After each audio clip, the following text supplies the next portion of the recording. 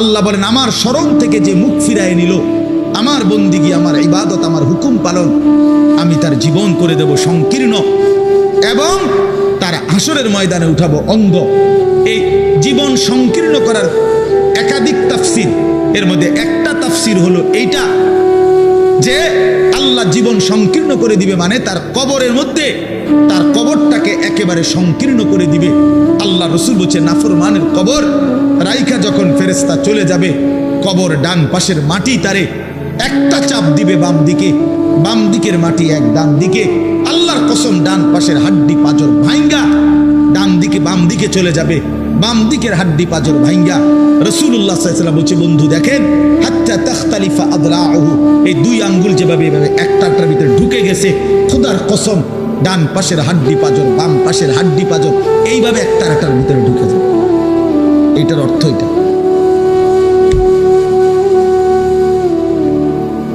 হ্যাঁ, রাসূলুল্লাহ সাল্লাল্লাহু আলাইহি ওয়াসাল্লাম একদিন হযরত বারা ইবনে আযিব রাদিয়াল্লাহু তাআলা আনহু থেকে বর্ণিত, নবীজি একদিন এক সাহাবীর জানাজা পড়তে গেছেন।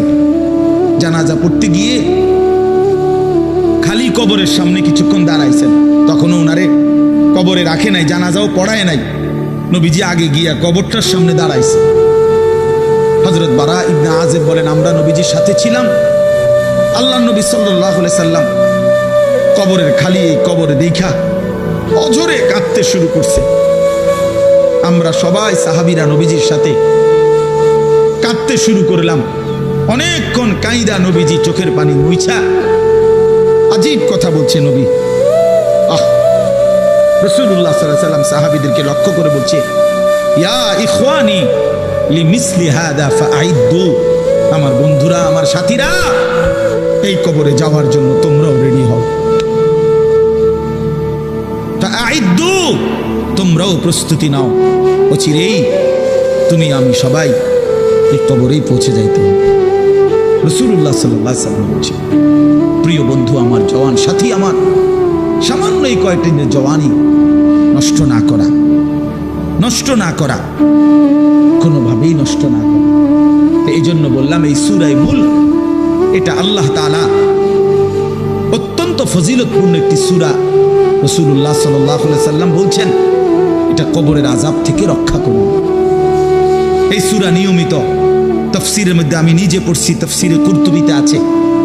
আল্লাহর নবী সাল্লাল্লাহু আলাইহি সাল্লাম বলেন লাওয়াদিত্তু, নবীজি বলেন আমার দিলের আশা, আমার দিলের তামান্না, আমার উম্মতের প্রতিটা মুমিন তার কলিজার ভিতরে তার জবানে এই সূরা মুলক থাকুক,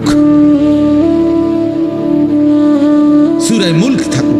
অর্থাৎ রাসূলুল্লাহ সাল্লাল্লাহু আলাইহি সাল্লাম বলতেন আমার প্রতিটা মুমিন বান্দা উম্মত যেন এই সূরা মুলক তেলাওয়াত করে, যেন কবরের আযাব থেকে রক্ষা পায়। নবীজি 5 ওয়াক্ত নামাজের পরে, আল্লাহর কসম ভাই এখানে অনেক ওলামায়ে কেরাম আছে, আপনি জিজ্ঞাসা করুন, নবীজি 5 ওয়াক্ত নামাজের পরে সরদারে দু আলম নবীর তো কোনো গুনাহ নাই, তিনি নিষ্পাপ, তিনি তো জান্নাত উদ্বোধন করবেন। আনা আউয়ালু মান ইয়াকরাউ বাবাল জান্নাহ, নবী বলছে আমি সেই মুহাম্মদ যে প্রথম জান্নাতের দরজা আমি নাড়ব, জান্নাতের কড়া নাড়ব আমি মুহাম্মদ। ভিতর থেকে ফেরেশতা বলবে আপনি কে? আমি বলবো মুহাম্মদ। ফেরেশতা বলবে আনতাজিরু লাক, আমি তো আপনার অপেক্ষাই করছিলাম, আপনি আসবেন বলেই তো অপেক্ষায় ছিলাম, আপনি উদ্বোধন করে দিলেই তো বাকিরা ঢুকবে। তো সেই নবী যিনি জান্নাত উদ্বোধন করবেন, তিনি 5 ওয়াক্ত নামাজের পরে ভাইয়া প্রতিদিন তিনি যেই কথাটা দোয়া করতেন, এর মধ্যে একটা দোয়া এটা, আল্লাহুম্মা ইন্নী আউযু বিকা মিন আযাবিল কবর ওয়া মিন ফিতনাতিল কবর ওয়া মিন ফিতনাতিল মাসীহিদ দাজ্জাল ওয়া মিন ফিতনাতিল মাহইয়া ওয়াল মামাত। আল্লাহ আমি কবরের আযাব থেকে পানাহ চাই। নবীজি নিজে বলতেন, নবীজি নিজে বলতেন। প্রিয় ভাই বাবা আমার, চলেন সবাই নিয়ত করি, নিজেকে গুনাহ থেকে বাঁচানো দরকার, নিজের আল্লাহর নাফরমানি থেকে বাঁচানো দরকার।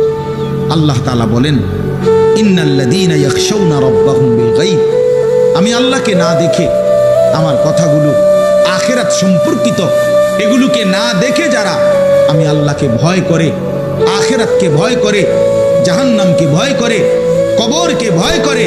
আল্লাহ বলেন, তাফসীরের মধ্যে লিখছে, ভয় করে মানে হলো গুনাহ বর্জন করে। কোন ব্যক্তি আল্লাহকে ভয় করে, খোদার কসম, এই কথার অর্থ হলো গুনাহ ছেড়ে দেয়। যে গুনাহ ছেড়ে দেয় সে আল্লাহকে ভয় করে, যে আল্লাহকে ভয় করে সে গুনাহ ছেড়ে দেয়। কোন নাফরমান আল্লাহকে ভয় করে না, আল্লাহকে ভয় করলে গুনাহ করতে পারে না। বুঝেন নাই বাংলা কথাটা? এটা কাগজের এই পিঠ ও পিঠ, কাগজের এই পিঠ ওই পিঠ। এই পিঠে যদি লেখা আছে আল্লাহর ভয়, তো ওই পিঠে লেখা থাকবে গুনাহ বর্জন। যে গুনাহ ছেড়ে দেয় সে অটোমেটিকলি আল্লাহকে ভয় করে, যে আল্লাহকে ভয় করে সে গুনাহ বর্জন করে। এই জন্য তাকওয়ার অর্থ আল্লাহর ভয়, এটার প্রথম অর্থ হইল গুনাহ বর্জন। মান খাশিয়ার রহমান, আল্লাহকে ভয়, এটার প্রথম অর্থ গুনাহ বর্জন, গুনাহ বর্জন। আমার শায়েখ আল্লামা মুফতি মুশতাকুর নবী সাহেব সব সময় চিল্লায় মাহফিলে, অনেক সময় হাজারি করে বলে যে বাপ, গুনাহ আগুন, গুনাহ আগুন, গুনাহ আগুন। প্রতিটা গুনার পিঠে ওই পিঠে আগুন আছে। নারীর প্রতিটা বেপর্দা দৃশ্যের মধ্যে খোদার কসম আগুন জ্বলে। ওই সিনেমার নর্তকীর শরীরে আগুন জ্বলে, ওই নায়িকার শরীরে আগুন জ্বলে, মোবাইলের ওই অস্থির ছবির মধ্যে আগুন জ্বলে, মদের আড্ডায় আগুন জ্বলে, জুয়ার আড্ডায় আগুন জ্বলে, সুদের টাকায় আগুন জ্বলে, ঘুষের টাকায় আগুন জ্বলে, বেপর্দা নারীর শরীরে আগুন জ্বলে। ওইটা রূপ না, ওটা আগুন, ওটা জাহান্নাম, ওটা জাহান্নাম। আল্লাহ তাআলা বলেন, ইন্নাল্লাযীনা ইয়াখশাউনা রাব্বাহুম বিল গায়ব। আল্লাহ তাআলা বলেন, আমার যে বান্দারা আমার আখিরাত, আমার জাহান্নাম, আমার পরকাল, আমার কবর, এই কথাগুলোকে ভয় করে, আমি আল্লাহকে ভয় করে, না দেখে, না দেখে, আল্লাহ বলেন আমি ওয়াদা দিলাম, লাহুম মাগফিরাতুম ওয়া আজরুন কাবীর, আমি তাদের পেছনের সব গুনাহ মাফ করে দেব, আর আমার সবচেয়ে বড় পুরস্কার জান্নাত দিয়ে দেব। এখানে এটা এমন শব্দ না যে কিছু শব্দ তো আছে একটা শব্দের সাথে আরেকটা বলছে অর্থহীন, যেমন কলম টলম। তো এটা সবাই বুঝে যে টলমের কোনো অর্থ নাই। কাগজ টাগজ, তো কাগজের অর্থ নাই। শিক্ষা দীক্ষা এমন না, শিক্ষা শব্দের উল্টা না, এটা এমন না যে এটা শিক্ষার উল্টা কিছু না, এটা আলাদা শব্দ। শিক্ষা দীক্ষা, যেমন আমরা অনেক সময় বলি যে নামাজ রোজা, লোকটা নামাজ রোজায় ভালো, তো এর দ্বারা কি শুধু নামাজ আর নামাজের উল্টা শব্দ রোজা না, এটা একটা আলাদা কি আমল। নামাজ একটা ইবাদত, তো রোজা একটা ইবাদত। তো শিক্ষা এটা একটা বিষয়, দীক্ষা এটা একটা বিষয়। শিক্ষা তো তালিম, দীক্ষা এটা তরবিয়ত, আখলাক। আখলাক অর্থাৎ শব্দ মুখস্থ করা এটা যেমন জরুরি, জিন্দিগি গঠন করা এটাও সমান জরুরি, বরং তার চাইতে বেশি জরুরি।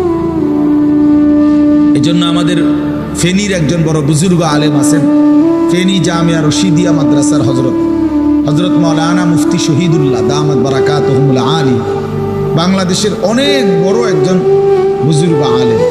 হজরতের মাদ্রাসা ফেনীতে, সেই মাদ্রাসা একটা মাদ্রাসায় কওমি মাদ্রাসা, সেখানে প্রায় 6 থেকে 7 হাজার ছাত্র পড়ালেখা করে, প্রায় 200-এর উপরে উস্তাদ আছে, 200-250 হবে।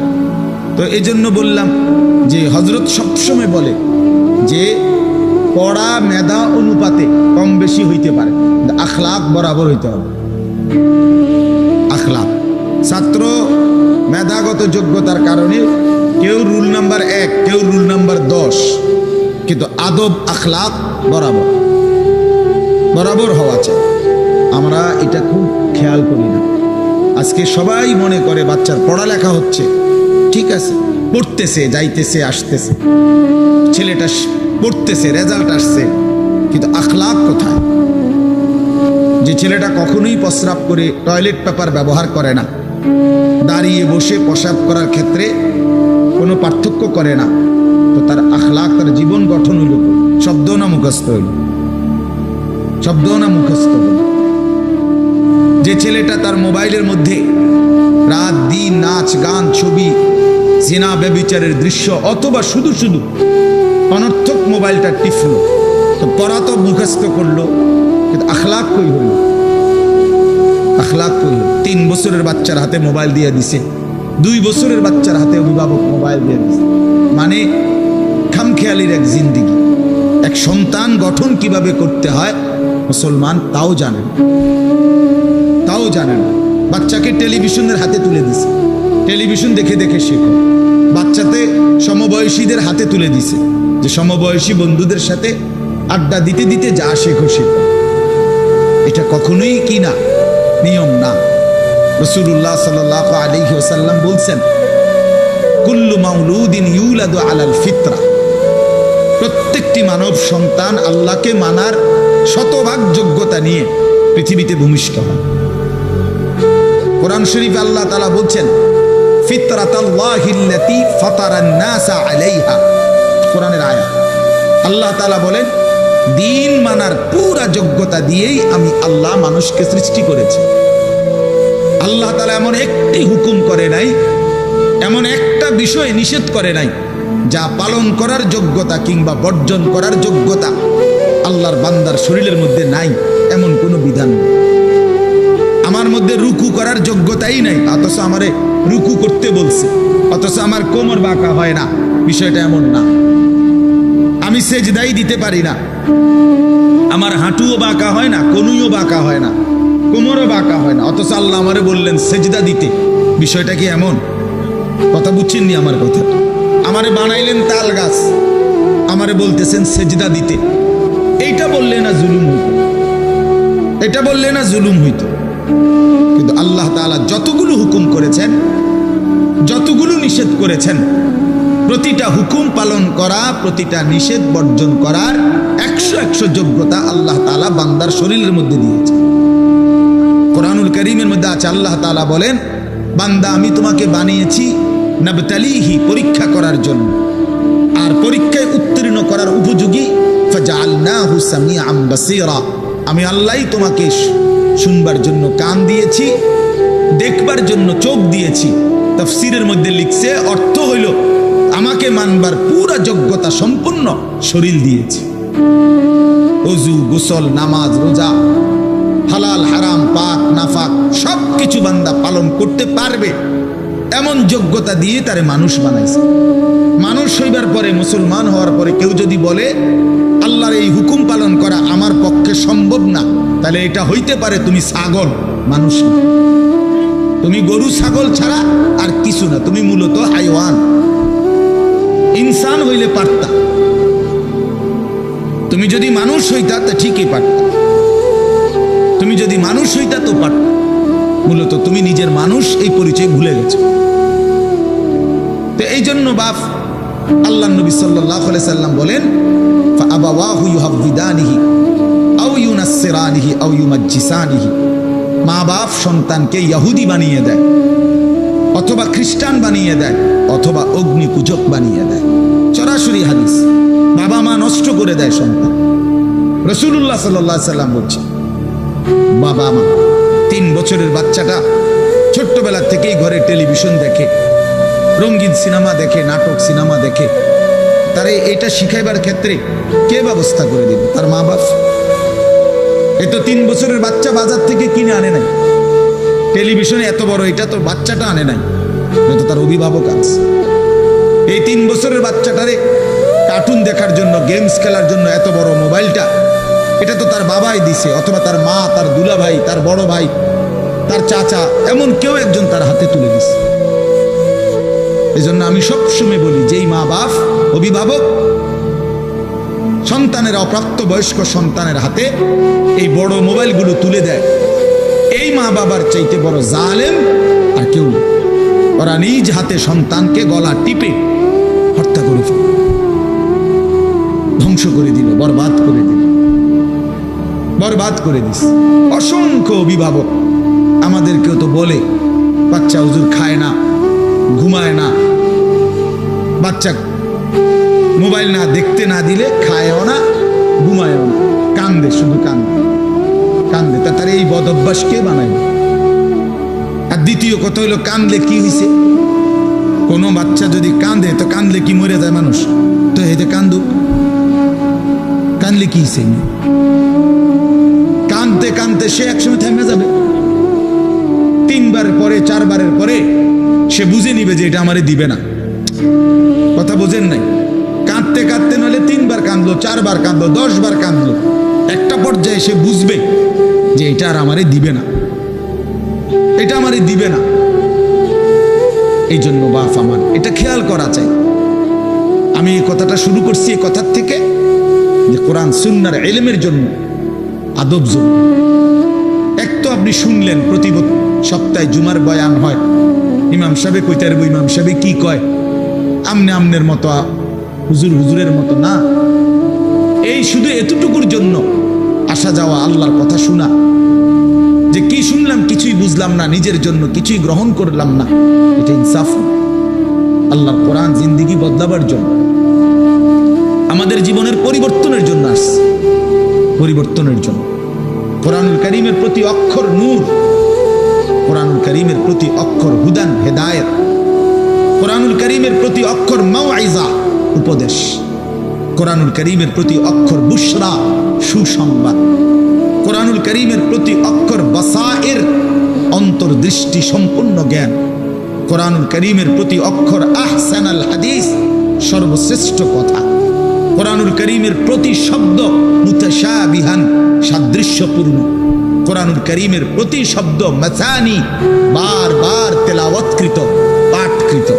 কোরআনুল কারীমের অসংখ্য বৈশিষ্ট্য আল্লাহ তাআলা কোরআনে উল্লেখ করেছেন। মা ফাররাতনা ফিল কিতাবে মিন শাই, আল্লাহ বলেন একটা বিষয়ের আলোচনা আমি বাদ দেই নাই কোরআনের মধ্যে। ওয়া নাযালনা আলাইকাল কিতাবা তিবয়ানান লিকুল্লি শাই, বন্ধু আমি আপনার উপরে যে কোরআন নাজিল করেছি তার সমস্ত কিছুর বিস্তারিত বর্ণনা। এজন্য বদনসিব ওই সন্তান, ওই অভিভাবক দুর্ভাগা যে মুসলমান পরিচয় দেওয়ার পরেও নিজ সন্তানকে আল্লাহর কোরআন দেখে দেখেও পড়তে জানে না। আল্লাহর কোরআন দেখে দেখে ছোট বাচ্চা হাফেজে কোরআন হয়েছে, এই মাত্র দেখছেন আমরা হাফেজে কোরআন হয়েছে। মুসলমানের সন্তান আল্লাহর কোরআন 30 পারা কলিজার মধ্যে গ্রহণ করছে। আর কি পরিমাণ দুর্ভাগা মুসলমান!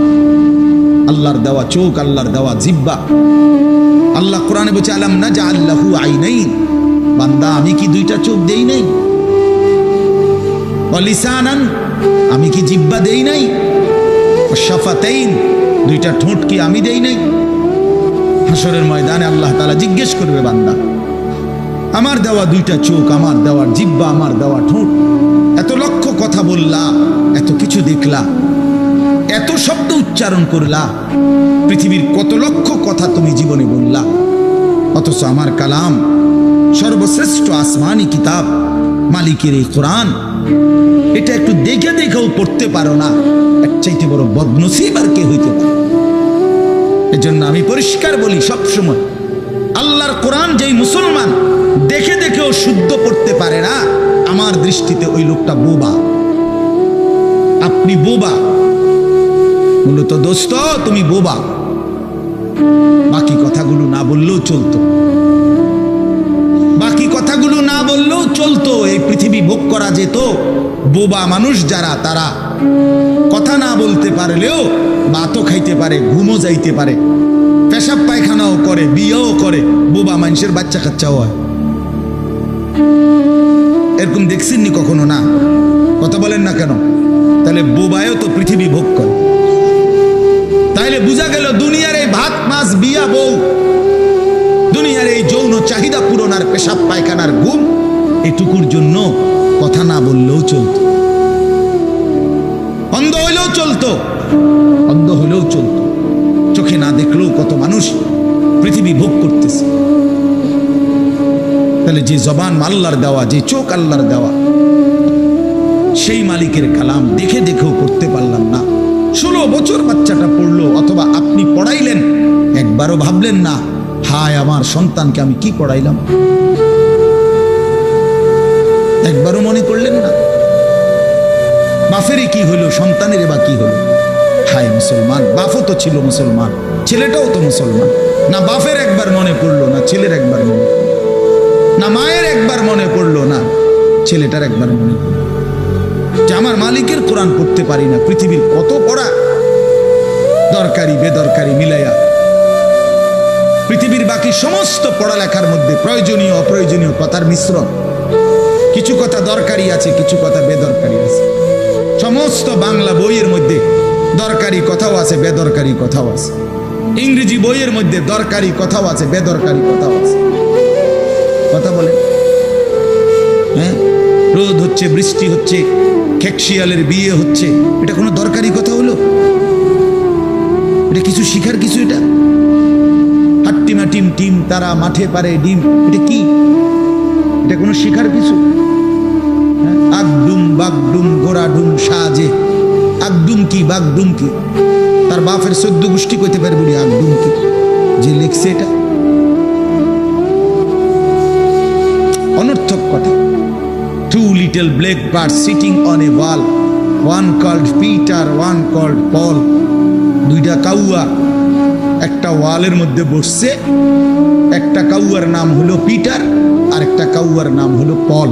এই হলো কবিতার অর্থ। এটা কি শিখছে ছেলেটা? এখানে কি শিখা? কাউয়া ওয়ালে বসলেই কি, টিনের সালেই বসলেই কি? কাউয়া তো কাউয়া, কাউয়া লইয়া আমার দরকার কি? কাউয়া কই বইছে, এটা আমার বাচ্চা শিখতেইব। আমি কি কাউয়ার বাচ্চা? বলেন তো কি অর্থ আছে এটাতে? আর এই পিটার পল তো সম্পূর্ণ কাফেরের নাম। পিটার এই শব্দ, পল তো খ্রিস্টানদের নাম, কোন মুসলমানের নাম না। এটা মুসলমানের সন্তান, এটা শিখবে কেন? উচ্চারণ শিখার জন্য, কিছু শব্দ শিখার জন্য। তো শব্দ শিখার জন্য ইসলামী কোনো শব্দ নাই? আল্লাহ আমাদেরকে বুঝ দান। আমি বইয়ে এখানে বই ঠিক করতাম, বইছি না যে বুঝেন না আমার কথাটা। অর্থ এই উদ্দেশ্য তাহলে আমি বই ঠিক করতে বসি নাই, অর্থ একটা উদাহরণস্বরূপ বললাম আর কি। আবার দরকারি কথাও আছে। আমাদের দেশে সেই ছেলে কবে হবে, কথায় না বড় হয়ে কাজে বড় হবে, ফাইন কথা। সকালে উঠিয়া আমি মনে মনে বলি, সারাদিন আমি যেন ভালো হয়ে চলি, চমৎকার কথা। বোর হলো দৌড় খোলো কুকুমনি উঠোরে, এগুলো তো অন্যায়। এসব কবিতাও তো না, আমরা আমলে নাই রিমিক করতেছি। এখনকার কি আছে আমি জানি না, এগুলো আমার সময় পড়ছি আমরা ছোটবেলায় প্রাইমারিতে। যাই হোক, বাপ অর্থ হইল আল্লাহর কোরআন থেকে সন্তানকে বঞ্চিত করে আনা। বঞ্চিত। আপনাদের কাছে অনুরোধ, এই যে কয়জন বসছেন, জোয়ান ভাই যারা বসছেন, ভাই আমার স্কুলে পড়েন, কলেজে পড়েন, কোনো অসুবিধা নাই, ঠিক আছে। নতুন করে আবার মাদ্রাসায় ভর্তি হতে পারবেন না, আমরাও জানি, কিন্তু কোনো একটু সময় বের করে আল্লাহর কোরআন সময় সুযোগ বের করে শেখা সম্ভব। শুক্রবারটা তো অবসর থাকে, বৃহস্পতিবার বিকাল থেকে তো অবসর থাকেন, শনিবারটা তো অবসর থাকেন। তো একটু আল্লাহর কালাম পড়েন, কোনো একজন আলেমের কাছে, কোনো একজন মসজিদের ইমামের কাছে, কোনো একজন মাদ্রাসার ওস্তাদের কাছে নিজে আলাদা একটু সময় বাইর করেন যে আমার মালিকের কোরআন আমি একটু শুনি, আল্লাহ তাআলার কালাম শুনি। আহা, কোরআনুল কারীমের নূর, এটা যে শুনলো না, সে শুনলোটা কি? সে শিখলো কি, পড়লো কি? মজাই তো পাইলেন, কথা বলার মজাই তো হয় নাই। আমি তো অনেক সময় বলি, আল্লাহর ঘরের কালো গিলাফ আর মদিনার সবুজ গম্বুজ যে দেখে নাই, যেই চোখ, এ দেখলো কি? কালো গিলাফ যে দেখে নাই কাবার, রাসূলুল্লাহর রওজায়ে আতহারের সবুজ গম্বুজের ওই সৌন্দর্য যে দেখে নাই, যে চোখ, সে জীবনে কি দেখলো? আমার একবার মক্কা শরীফে এক লোক উমরার সময়, বাংলাদেশি এক লোক দৌড়াইয়া আমার আয়সা জড়াইয়া ধরছে, ধরাইয়া কাঁদা দিছে, বলছে হুজুর আমি আপনার এক কথার কারণে হজে আসছি, উমরায় আসছি। আমি বললাম মানে? এই কথাইটা আমি এটা শুনছি, ও আজ আপনি বলছেন যে এই চোখ কাবার কালো গিলাফ দেখে নাই, রাসূলুল্লাহ সাল্লাল্লাহু আলাইহি সাল্লামের রওজায়ে আতহারের সবুজ গম্বুজ দেখে নাই, সে দেখলো কি? আর এটা আমার দিলে লাগছে যে হ্যাঁ ঠিকই তো, আমি আর কি দেখলাম? তাই তো যেই জবান আল্লাহর নামে নিতে জানে না, মালিকের কোরআনে পড়তে জানে না, তুমি পড়লা কি মিয়া? তুমি কি গোড়ার ঘাস কাটলা মিয়া?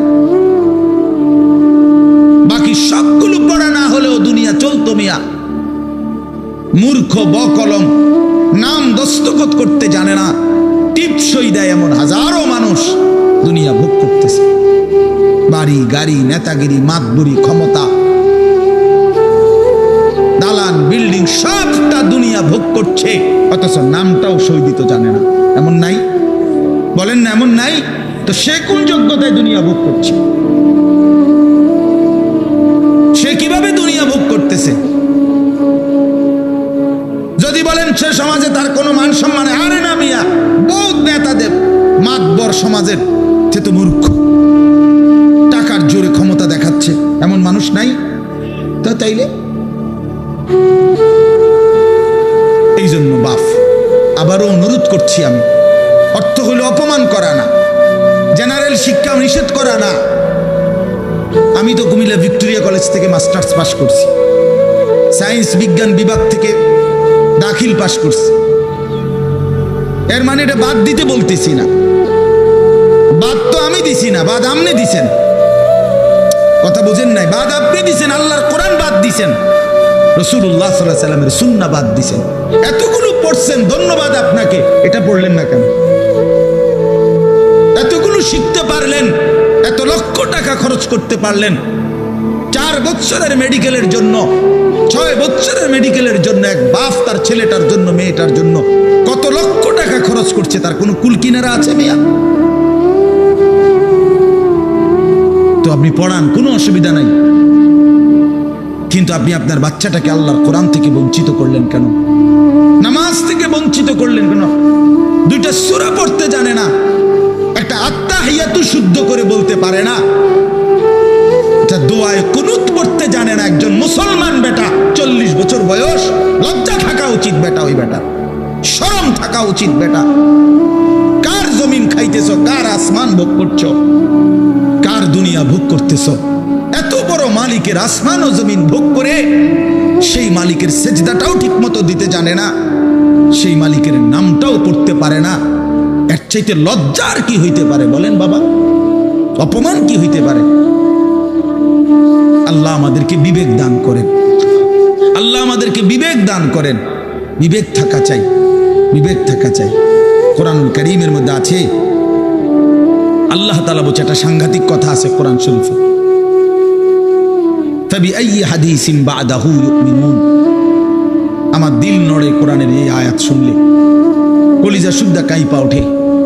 আল্লাহ তাআলা কোরআনে বলছে, এই 29 পারার মধ্যেই আছে, সূরা মুরসালাতের মধ্যে আল্লাহ তাআলা বলে, বান্দা 23 বছরে আমি আমার রাসূলের কাছে এই সর্বশ্রেষ্ঠ কিতাব নাজিল করলাম, আমার সবচেয়ে শ্রেষ্ঠতম কথাগুলো আমি তোমাদের জন্য দিলাম। বান্দা, এর চাইতে আর দামি কোন কথা বললে তোমরা আমার কথা মানতা? বুঝেন নাই? ফাবিআইয়ি হাদিস, ফাবিআইয়ি হাদিস। আল্লাহ বলছে, বান্দা এরপরে আর কি বললে, এর চাইতে দামি কথা আর কোনটা বললে, আর কোন কিতাব নাজিল করলে, আর কেমনে বললে? ফাবিআইয়ি হাদিসিন বা'দাহু ইউমিনুন। আর কিভাবে বললে বান্দা ঈমান আনতা, বিশ্বাস করতা? আকিমুস সালাহ, আকিমুস সালাহ 80 বারের চাইতে বেশি বলছি আমার কোরআনে, আর কতবার বললে আমারে সিজদা দিতা? ইত্তাকুল্লাহ, ইত্তাকুল্লাহ বারবার বলেছি, আল্লাহকে ভয় করো, আর কতবার বললে বান্দা আমারে ভয় করতা? কতবার বলছি? আল্লাহ বলবেন। রাসূলুল্লাহ সাল্লাল্লাহু আলাইহি সাল্লাম বাপ আমার, বন্ধু আমার, নওজোয়ান সাথী আমার, মনে রাখবেন, বিশ্বাস করেন, রাসূলুল্লাহ সাল্লাল্লাহু আলাইহি সাল্লাম হাসরের ময়দানে অসংখ্য উম্মতকে জিজ্ঞেস করবে। এই আমলনামা যখন দেখবে, প্রত্যেকটা উম্মত তার নিজ নিজ আমলনামা, রাসূলুল্লাহ সাল্লাল্লাহু আলাইহি সাল্লাম দেখবেন। এই আমলনামা দেখে নবী জিজ্ঞেস করবে, উম্মত 23টা বছর একটানা আমি কেঁদেছি, উম্মত 23 বছর তোদের জন্য আমি কেঁদেছিলাম। এমনও রাত গেছে, সারা রাত উম্মতের জন্য আমি কেঁদেছি, সারা রাত দোয়া করছি উম্মতের জন্য। তায়েফের পাথরের আঘাতে পিঠ চালনির মতো ছিদ্র বানায় ফেলছি, পেটের কষ্টে, ক্ষুধার কষ্টে 14 দিনের চাইতে বেশি পেটে 2টা পাথর বাইদা ক্ষুধার কষ্ট হজম করছি। উহুদের দান শহীদ করা রক্তে আমি বেহুশ হয়ে আমি পড়েছিলাম। সেই নবী আমি আর কত কাঁদলে আর কত রক্ত ঝরাইলে উম্মত তুমি আমার কথা মনে করতা, তুমি আমার কথা ভাবতা? সাল্লাল্লাহু আলাইহি ওয়াসাল্লাম যখন এটা জিজ্ঞেস করবেন তখন কি জবাব হবে বাপ? বলেন, ইনসাফের কথা বলেন। কি মনে করছেন সুপারিশ? হাসরের ময়দানের সুপারিশ মানে কি? মুখে বিড়ি সিগারেট, চেহারায় রাসূলুল্লাহ সাল্লাল্লাহু আলাইহি ওয়াসাল্লামের সুন্নাত নাই, 50 বছর ধরে সুদের লেনদেন, কোনদিন 5 ওয়াক্ত নামাজ আদায় করেন নাই, স্ত্রী বেপর্দা, ঘরের মধ্যে প্রতিদিন রঙিন টেলিভিশন চলতেছে, এই অবস্থায় কবরে যাইবেন। আর হাসরের ময়দানে দাঁড়াইলেই নবীজি সুপারিশ করে আপনারে বেহেশত দিয়া দিবেন। বিষয়টা মামুর বাড়ি না, বিষয়টা মামুর বাড়ি মনে করছেন আপনি? এটাকে কি মনে করলেন আপনারা? রাসূলুল্লাহ সাল্লাল্লাহু আলাইহি সাল্লাম সুপারিশ করবেন, এর কোনো নিয়ম কানুন নাই, কোনো বিধি নিষেধ নাই, আইন কানুন নাই। হাউজে কাউসারের পানি, এটা কি 10 টাকার পানির বোতল মনে করছেন? রাসূলুল্লাহ সাল্লাল্লাহু আলাইহি সাল্লাম বলেন, এক ঢোক পানি পান করলে আর কোনদিন বান্দা তৃষ্ণার্ত হবে না। এতটা আজিমুস শান দামি, এমনি এমনি দিয়ে দিবেন, এটা এমনি এমনি দিয়ে দিবেন? দয়া করে ভাবতে শিখেন, নিজের ভালো বোঝেন, নিজের ভালো, নিজের ভালো। আমি যে সূরাটা পড়ছি এই সূরাটার নাম হলো সূরা মুলক, 29 নম্বর পারা, কোরআনুল কারীমের 67 নম্বর সূরা। এই সূরাটার নাম হচ্ছে সূরা মুলক। এই সূরার 3টি আয়াত 12, 13, 14, এই 3টি আয়াত আমি আপনাদের সামনে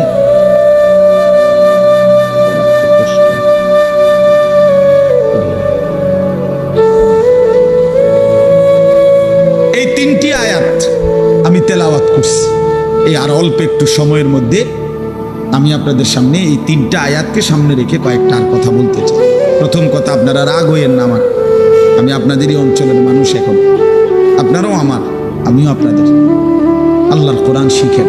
আমার কথা হলে আমি বলি না যে সবাই সব জেনারেল পড়া বন্ধ করে দেন, অর্থগুলো আপনি একটু সময় বাইর করেন। কথা, যারা চাকরি করেন, ব্যবসা করেন, বুড়া মানুষেরও অনেক বয়স্ক লোক কইলে না আর কইয়া লাভ নাই, এই বয়স না নাই, বিড়ি খাই না বয়স আছে। হ্যাঁ মাশাআল্লাহ, বিড়ি খাইতে কইলে চা দোয়ানে গপ মারুন না, বয়স ঠিকই রয়েছে অন। হ্যাঁ, এখনো টেলিভিশন 3 ঘন্টা চাইতে কইলে মাশাআল্লাহ কাকুর শরীরে বল আছে। মানুষের বেডির নাচ দেখবো, এতে কোনো লজ্জা শরম নাই। দুনিয়া ভোগ করতে বললে, ভাত খাইছে মাত্র, এখন যদি বলেন আবার আপেল খাইবেন নি, হদ পেঁয়াজু খাইবেন নি, চা দোকানে গেছে আর আবার খাবে। দুনিয়া পুরাটা ভোগ করবে। 90 বছরেও দুনিয়া ফুরায় না, 90 বছরেও আখেরাত মনে পড়ে না। আফসোসের ব্যাপার নিয়ে আল্লাহ বলছে কোরআনে, আলাম ইয়ানি লিল্লাযীনা আমানু আন তাখশা কুলুবুহুম লিযিকরিল্লাহ। এই আমার ইমানদার বান্দা, আমায় আল্লাহর ভয়ে, আমার স্মরণের জন্য, আমার বন্দেগীর জন্য তোমার দিলটা নরম হওয়ার সময় আজও কি হয়নি বান্দা? 365 দিনে খোদার একটা বছরে যে কোনো দিন ফজরের নামাজ পড়লা না যুবক, তোমারে যেন আল্লাহ ডেকে বলে, হায় বান্দা, তাহলে কি আর কোনো দিন নামাজ পড়বা না? 30 বছর ধরে যে কোনো দিন সুদের লেনদেন ছাড়লেন না, হারাম রোজগার করেই গেলেন, আল্লাহ তাআলা যেন ডেকে বলে, বান্দা, তাহলে এই নাফরমানি কি আর কোনো দিন ছাড়বা না বান্দা? সিদ্ধান্ত নিয়ে ফেলছো তাইলে আজীবন সুদের উপরেই থাকবা, আজীবন মিথ্যার উপরেই থাকবা, তাহলে কি বান্দা এই ফয়সালা নিয়ে ফেলছো? আজীবন কাস্টমার ঠকাইয়েই যাইবা, ওজনে কমই দিয়ে যাবা, তাহলে কি এই ফয়সালা নিয়ে নিছো? তোমার বিবি আজীবন বেপরদাই থাকবে, তোমার ঘরে অহরহ প্রতিনিয়ত রঙিন টেলিভিশন চলবে নিয়মিত, এই ফয়সালা তোমার? ঠিক আছে বান্দা, কুলু ওয়া তামাত্তাউ কালিলান ইন্নাকুম মুজরিমুন। কোরআন শরীফের আয়াত। আল্লাহ বলছে নাফরমান বান্দা, খাও, দুনিয়া ভোগ করো কিছুক্ষণের জন্য, শুধু মনে রেখো ইন্নাকুম মুজরিমুন, তুমি কিন্তু পাপী। এই কথাটা শুধু মনে রাখো, বাকিটা পরে হইব, ভাত খাও। হ্যাঁ হ্যাঁ, কোরআন শরীফের আয়াত এটা। কুলু ওয়া তামাত্তাউ কালিলান ইন্নাকুম মুজরিমুন। আল্লাহ যেন বলে 8টার সময় যেই নাফরমান নাস্তা খাইতে বসে, আল্লাহ বলে বান্দা খা, কোনো অসুবিধা নাই, শুধু মনে রাখিস বেঈমান ফজরের নামাজ পড়ো নাই। কথা কান শুধু মনে রাখো, পরে হইব অন খাও। রাত 10টা বাজে যেই নাফরমান ভাত খাইতে বসছে, আল্লাহ তাআলা যেন ডাক দিয়ে বলছে বেঈমান খা, ভাত খা, খানা আমি আটকাইতাম না, শুধু মনে রাখিস এশার নামাজ পড়স নাই, ভাত খা বেঈমান। খানা আটকাবো না, খানা আমি জন্তু জানোয়াররাও খাওয়াই, তোরে খাওয়াবো না কেন? খানা আমি কুকুর বিড়ালরেও খাওয়াই, খানা আমি গরু ছাগলরেও খাওয়াই, তোরে দেব না কেন বান্দা? খা, শুধু মনে রাখবি ইন্না আ'তাদনা লিল কাফিরিনা সালাসিলা ওয়া আগলালাম ওয়া সাইরা। আল্লাহ বলে প্রতিটা নাফরমানের জন্য আমি রেডি রাখছি আগুনের শিকল এবং আগুনের বেড়ি এবং জাহান্নামের আগুন। 1 নাম্বার 70 জিরাআন, 70 হাত লম্বা আগুনের শিকল দিয়ে জাহান্নামীকে হাসরের ময়দানে আল্লাহর ফেরেশতা বাঁধ দিবে। 1 2 নাম্বার 2টা হাত। দোস্ত দেখেন শুধু আমার দিকে, সূরা ইয়াসিনে আছে ইন্না জাআলনা ফি আ'নাকিহিম আগলালান ফাহিয়া ইলাল আদকানি ফাহুম মুকমাহুন। এটার অর্থ হলো এই যে হাসরের ময়দানে প্রত্যেকটা পাপী নাফরমানকে ফেরেশতা 2 হাত আলগি দিয়া এইভাবে ঘাড়ের সাথে বাঁধ দিয়া ধইরা এই 2 থুতনির নিচে 2 হাত এভাবে দিয়া এইভাবে বাঁধ দিয়া রাখবে। আল্লাহর কসম, রব্বে কাবার কসম করব, এইভাবে বাঁধ দিবে। আর কোনোদিন বেঈমান চোখটাও নিচের দিকে নামাইতে পারবে না, কারণ এই থুতনি তো উঠাই দিছে উপরের দিকে, এটা দিয়ে ঠেলা দিয়া। এটা অর্থ হলো আগলালা। এই আয়াতের সূরা ইয়াসিনের এই আয়াতের অর্থ এটাই, ইন্না জাআলনা ফি আ'নাকিহিম আগলালান। আল্লাহ বলছে বান্দা আমি দেখাবো। আল্লাহ ডাক দিয়ে বলে ভাই আমারও তোমারও, জওয়ানকেও বুড়োকেও। আল্লাহ বলে বান্দা কি মনে করছো আমি রহমান না? ঠিক আছে, তুমি কি এটা শোনো নাই আমি যে কাহ্হার? তুমি তো শুনছো আমি রাহিম, তুমি কি শোনো নাই আমি জব্বার? আমি যুনতিকাম, আমি প্রতিশোধ গ্রহণকারী, আমি সারিউল হিসাব, দ্রুত হিসাবকারী, আমি জব্বার, আমি প্রবল প্রতাপান্বিত, কাহ্হার, আমি মুতাকাব্বির, আমি বারি। তুমি জানো না আমার একটা নাম শুনলা, আমার দয়ার নামটা শুনলা, আমি যে শাস্তি দেব সেটা শোনো নাই? কি ভাইয়া, কোরআনুল কারীমের মধ্যে জান্নাতের বর্ণনা যেমন আছে, জাহান্নামের বর্ণনা নাই? কথা বলেন না কেন? তো সেগুলো কার জন্য? সেগুলো কার জন্য? মা সালাকাকুম ফি সাকার ক্বালু লাম নাকু মিনাল মুসাল্লিন। একবার সোজা বাংলা দেখেন, জাহান্নামী জাহান্নামে চিৎকার করবে, জাহান্নামের ফেরেশতা ডাক দিয়ে বলবে বেঈমান জাহান্নামে কেন আসলি? ক্বালু লাম নাকু মিনাল মুসাল্লিন। নাফরমান বলবে বন্ধু ফেরেশতা ভাই আমি দুনিয়াতে নামাজি ছিলাম না। কি ছিলাম না? সরাসরি কোরআনের আয়াত। আল্লাহ বলেন ওয়াইলুন ইয়াউমাইদিল লিল মুকাদ্দিবিন, সমস্ত মিথ্যাবাদী নাফরমান পাপীদের জন্য সেদিন জাহান্নাম। যদি বলেন কেমন নাফরমান মাওলা? আল্লাহ বলেন ওয়া ইদা কিলা লাহুমুর কাউ লা ইয়ারকাউন। দুনিয়ায় এই নাফরমানকে যতবার বলা হয়েছিল রুকু করতে, সেজদা করতে, নামাজ পড়তে, বেঈমান নামাজ পড়ে নাই, এজন্য জাহান্নাম।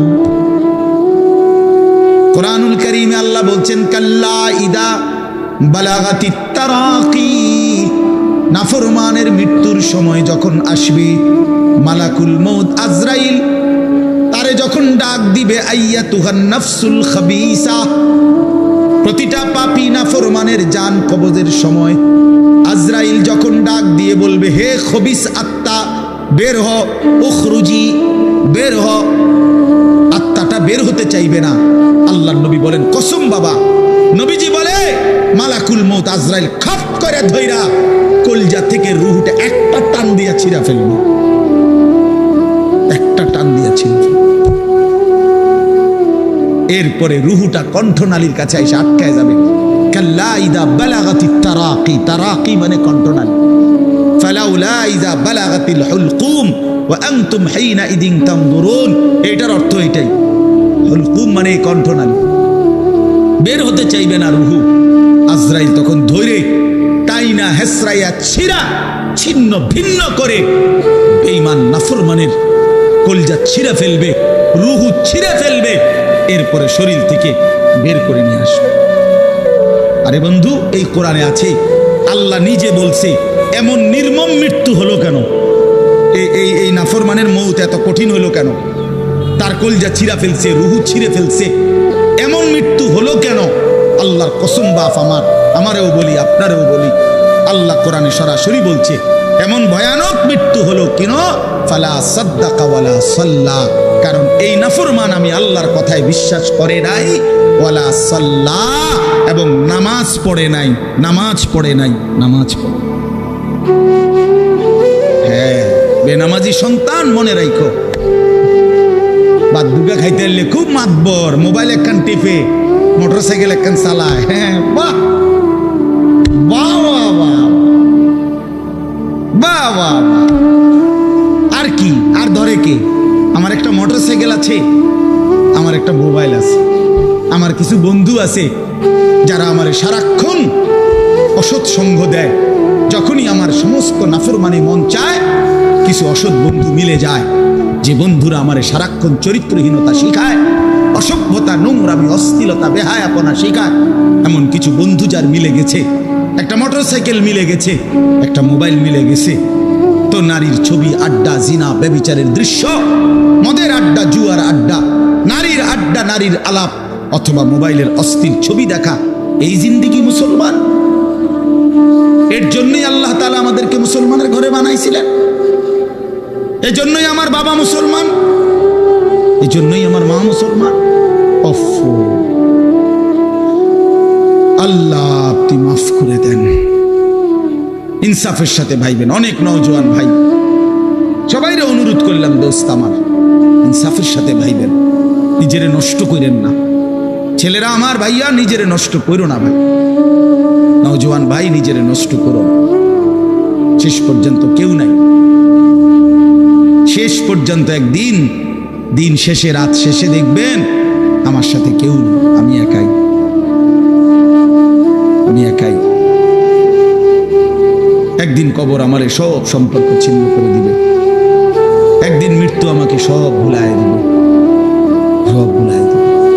তো এই সূরাটার নাম হলো সূরা মুলক। এটা কোরআন শরীফের অত্যন্ত ফজিলতপূর্ণ একটা সূরা, মাত্র 30টা আয়াত এই সূরার মধ্যে।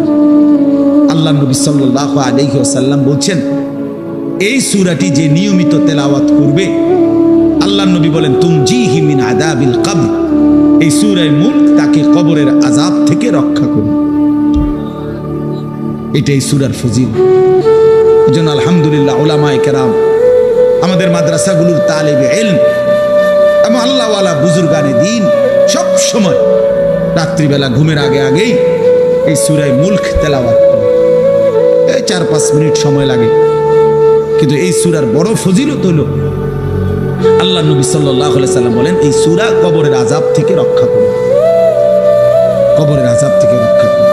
আমার ভাই, আমার বন্ধু, রাসূলুল্লাহ সাল্লাল্লাহু আলাইহি সাল্লামের অগণিত হাদিস এই কথার প্রমাণ করে যে কবরে আযাব হবে।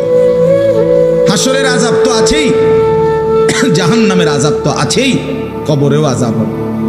মেন বিচার তো হবে হাসরের ময়দানে, তার আগেই আযাব হবে কবর। আপনারা সহজ বাংলায় বুঝবেন, আসামি যখন ধরে ফেলে তখন মামলার হিয়ারিং তো চলে, মামলার শুনানি তো চলে, কিন্তু সে কারাগারে ঠিকই আটকায় রইছে। কারাগারের কষ্ট যন্ত্রণা সে হাজতি হিসাবে ভোগ করতে থাকে। আবার যখন মামলার রায় হয় তখন সে আবার আসামির পরে হিসাব করে, কিন্তু কষ্ট লাঞ্ছনা এটা তো তার শুরু হয়ে যায়। যদিও এখনো বিচার শেষ হয় নাই, বিচার প্রক্রিয়াধীন, 10 দিন 50 দিন 20 দিন 1 মাস পর পর মামলার ডেট পরে শুনানি হয়, কিন্তু সে তো থাকে কারাগারে, সে তো থাকে কারাগারে। তো আল্লাহ পাক রব্বুল আলামিন বলেন নাফরমান সে তো হাসরের ময়দানে বিচার হবে চূড়ান্ত, কিন্তু কবর থেকেই আযাব শুরু।